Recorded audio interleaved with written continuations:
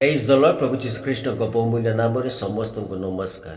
मोर प्रिय माने लोके भावती सुना रूपा मूल्यवान अटे किंतु समग्र संसार रे जदि आमे देखिबा सबुठारु मूल्यवान ता होची प्रभु जीशु ख्रीष्टंकर रक्त अटे। मोर प्रिय भाई भूणी माने जेतेबेले मनुष्य पाप रे बंधा होई रहिला पिता परमेश्वर आम मान को छाड़ी देले रे से तांको एकमात्र पुत्र प्रभु जीशु ख्रीष्टंको पठाई देले जे कि आम पाप पाई तांको रक्त देले। एही रक्त केवल रक्त नुहे या होची प्रेमर एक प्रमाण अटे बहुमूल्य रक्तर मूल्य अटे। जीशुंक रक्त आम मानू आमर पाप को धोईदे। मोर प्रिय माने मोर भाई भौणी माने आमको एक नूतन जीवन दी एवं परमेश्वर संतान भावे निजर स्थान को आम फेराई दे थाए।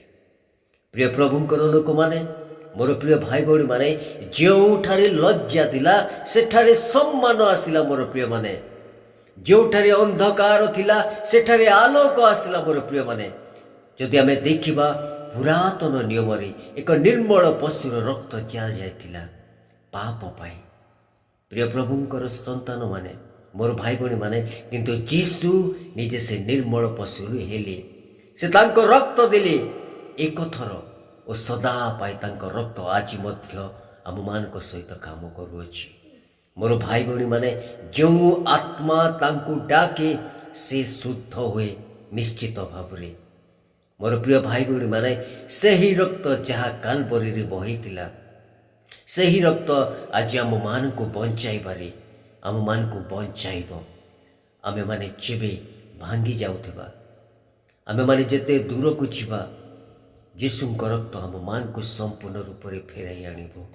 मोर प्रिय भाई भौणी माने तांको रक्त कहे तुमे मोर संतान अट आज मु तुम मान को तांको आज आम मान को तांको रक्त तले आनिबा को हेबो एवं सत्य शांति अनुभव करबा। आमे माने तांको रक्त केवल मते बंचेला नुहे केवल आमको बंचेला नुहे मोर पुत्र मोर भाई भौणी माने किंतु नया जीवन नया आशा देला। प्रत्येक आघात प्रत्येक लुह जीशुंक रक्त धोईदेला आम मान को शांति देला। प्रभु यही वाक्य समस्त को अनुग्रह करंतु आशीर्वाद करंतु। आमेन। Praise the Lord.